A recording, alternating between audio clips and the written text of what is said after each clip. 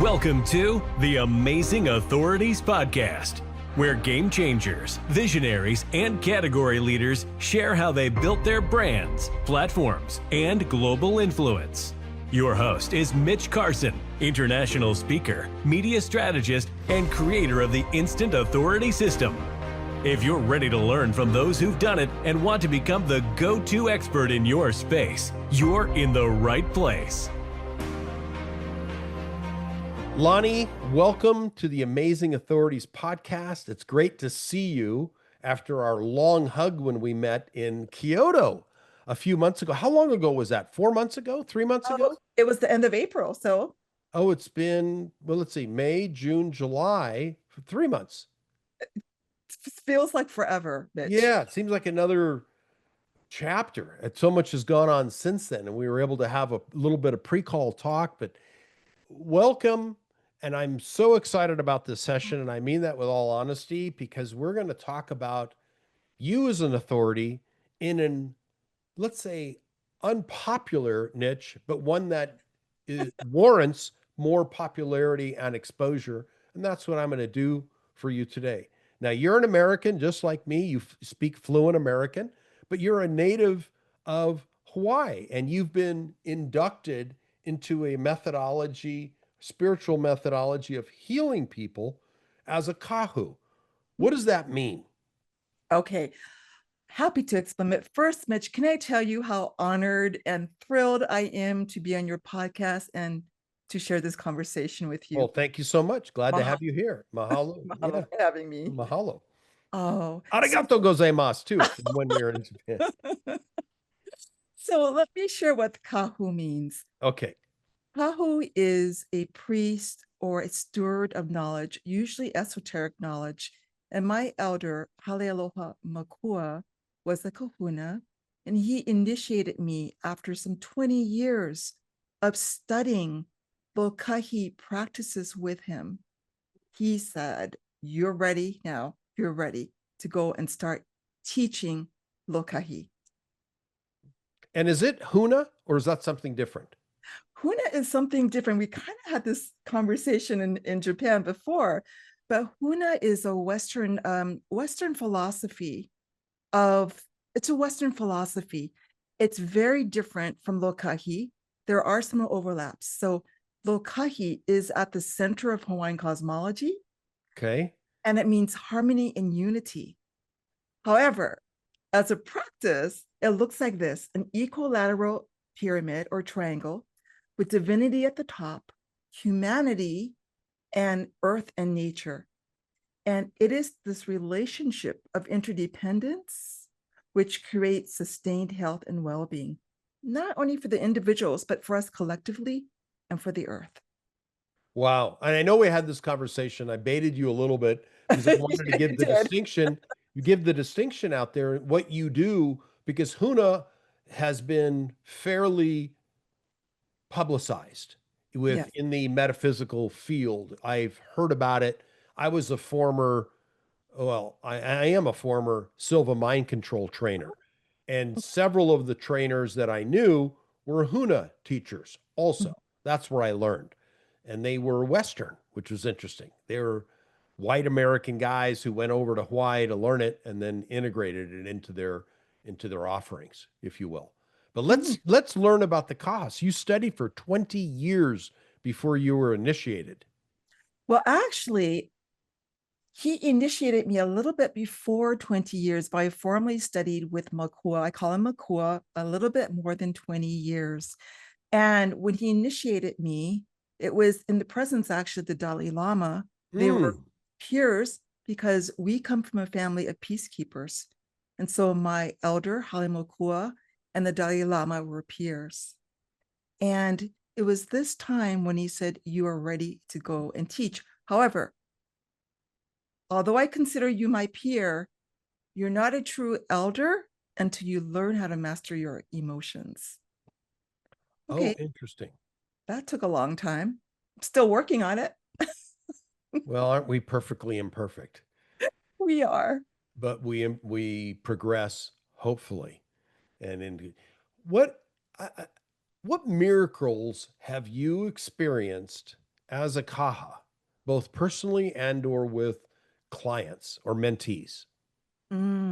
Okay, that's a great question. I would say, as a kahu, what I've experienced is people in almost lifelong trauma, people who have been violated, whether it's through domestic violence or child abuse, over and over again from a young age to sometimes in their 50s or 60s. But when they embark on this practice of Lokahi, they all of a sudden really begin to understand how resilient they are, meaning they begin to bring in their power and authority inwards and begin to understand their connection to divinity, to their ancestors, has always been there. They've always been there to guide them. Their relationship with the land that brings them sustenance has always been there. It just had to be reawakened. And doing these practices, what's now called like the Arkupuna, never called the the vagus nerve, for instance. They never Right. talked about the vagus nerves, but through working with chanting, by doing breath work, they were able to like calm down their parasympathetic system and really began to do some inner resourcing.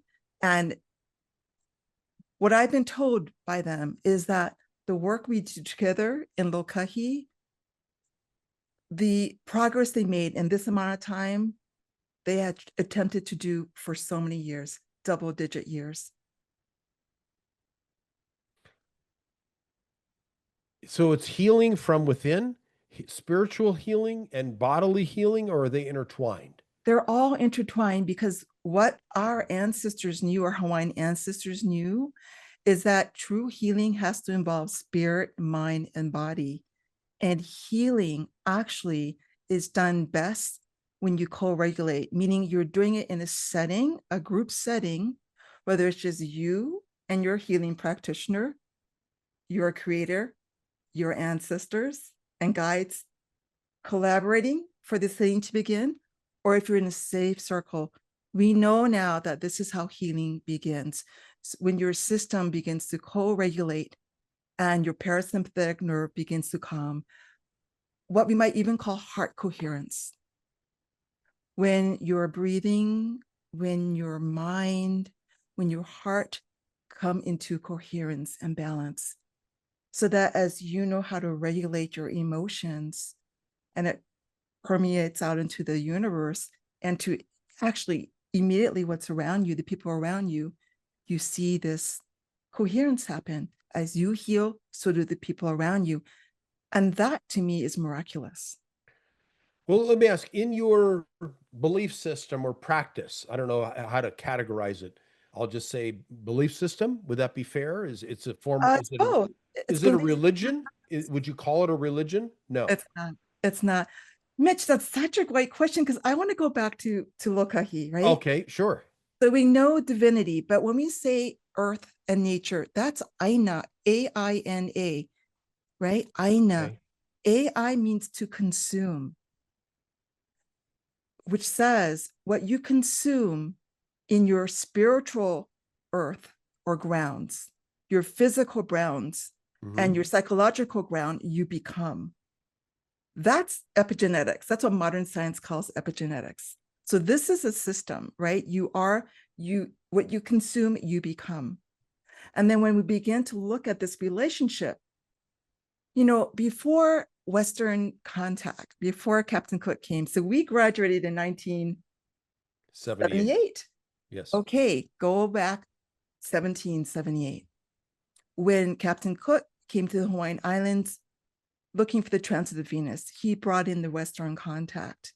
Less than 100 years after he left, the system was changed. And once healthy and thriving people living Lokahi,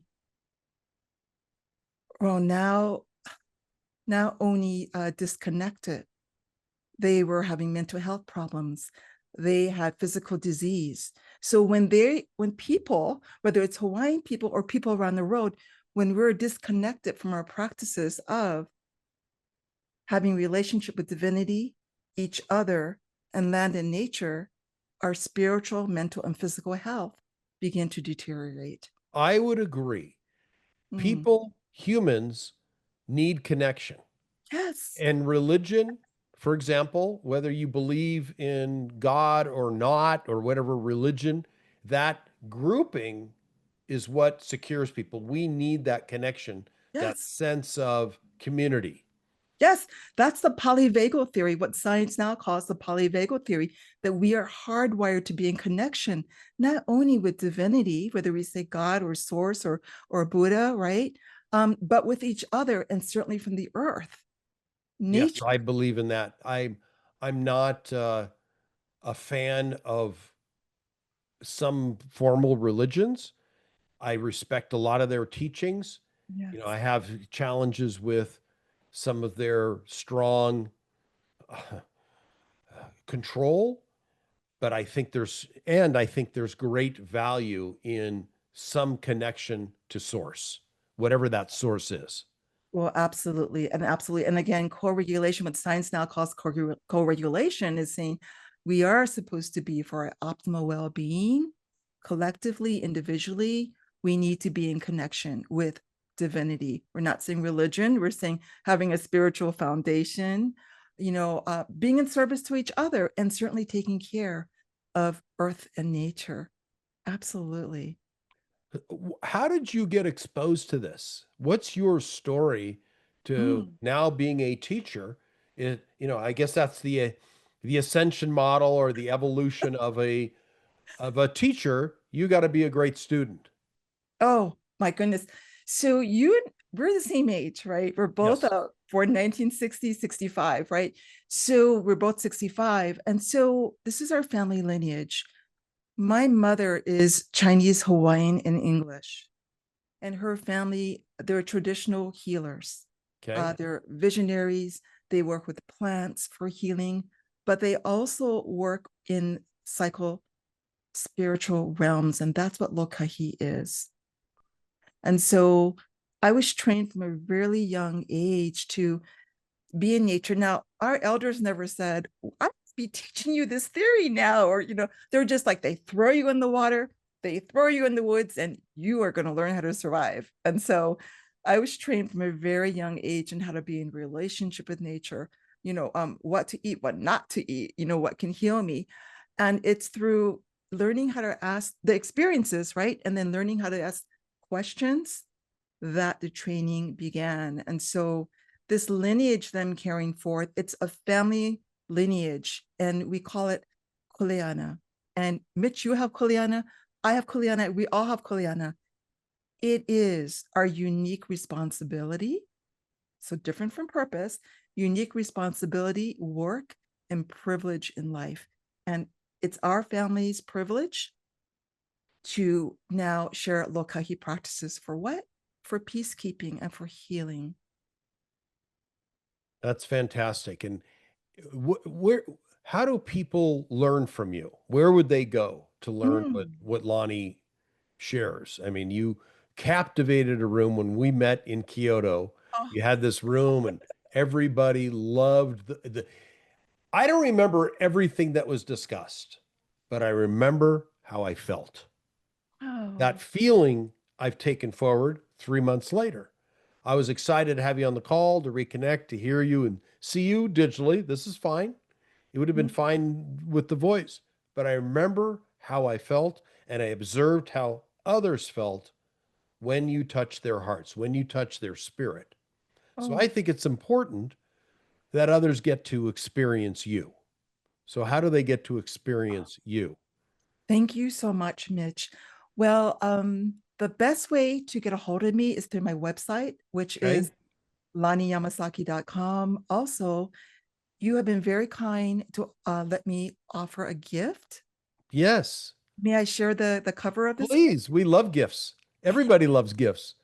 Thank you. It's called Live Lokahi, the philosophy that we're talking about, the Hawaiian Ancestral Wellness Blueprint, and it's for transformational holistic practices.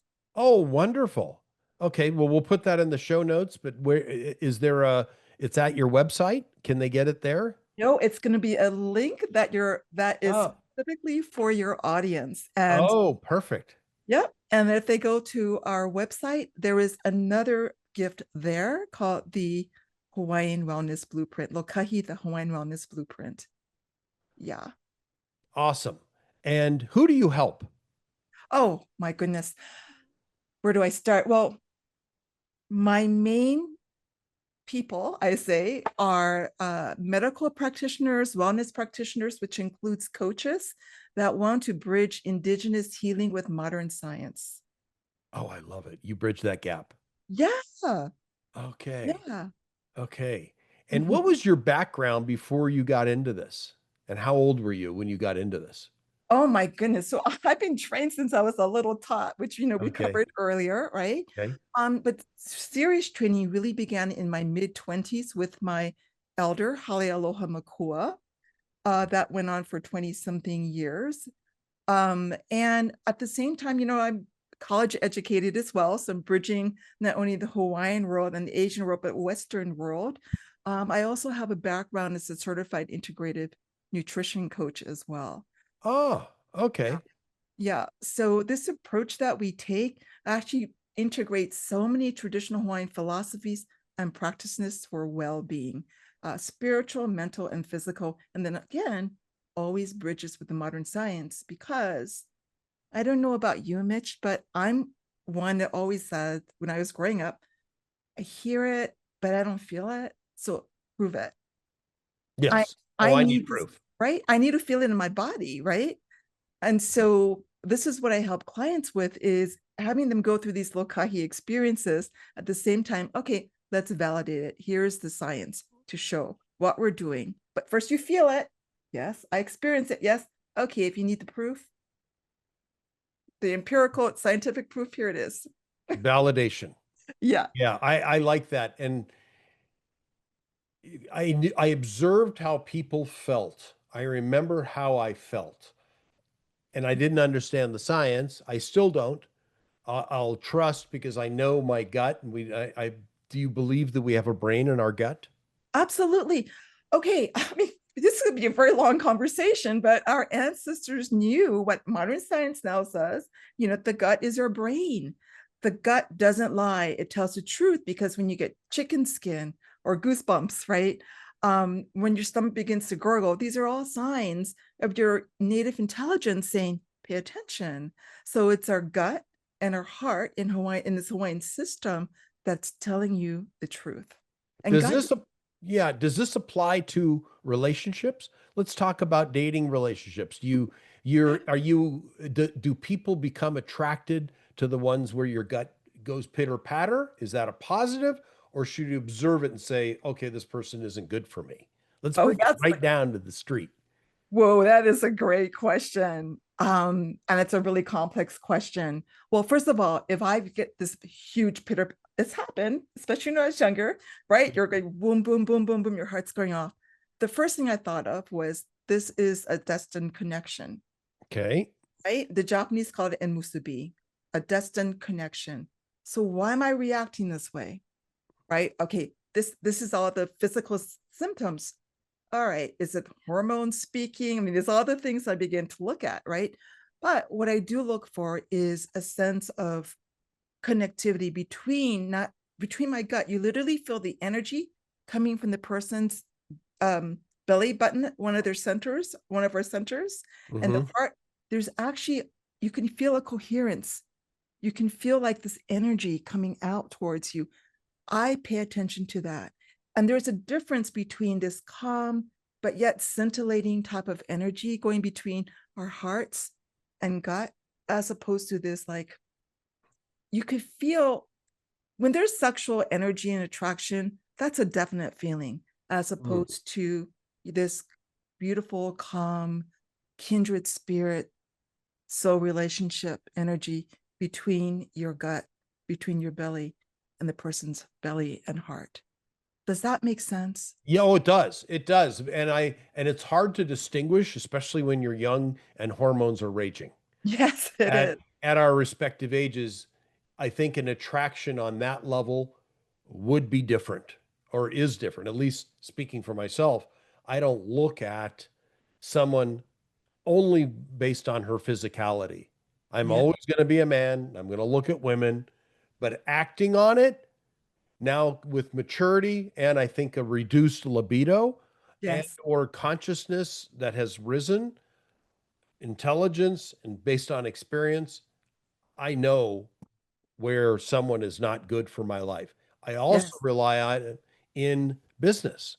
If a Yes. relationship isn't good, I have a spiritual friend of mine that advised me against doing business with somebody 2 years ago. He read it. It was through a different divination system, an African-based system.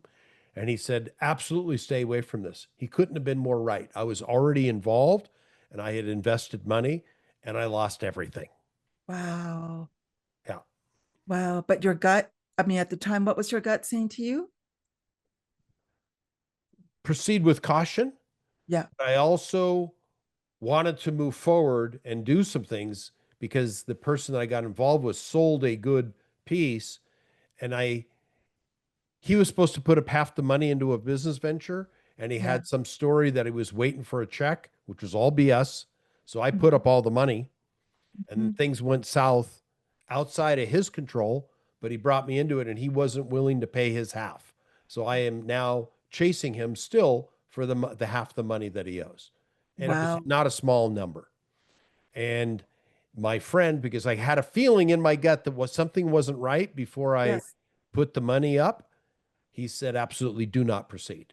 And he was accurate.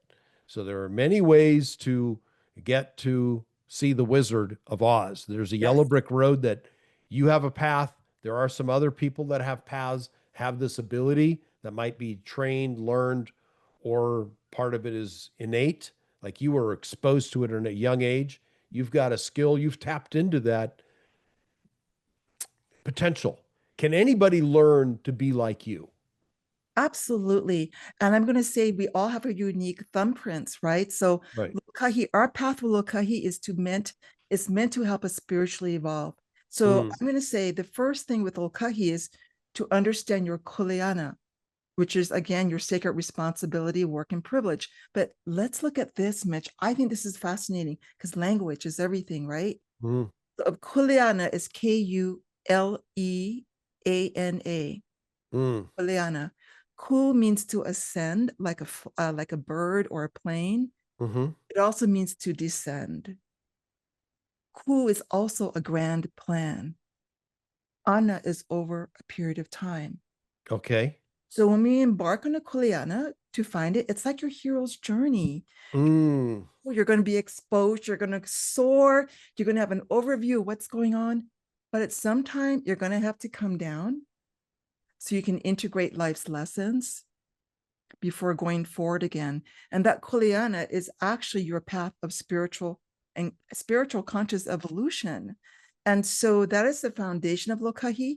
But I think you're going to like this because of your background, hmm. right?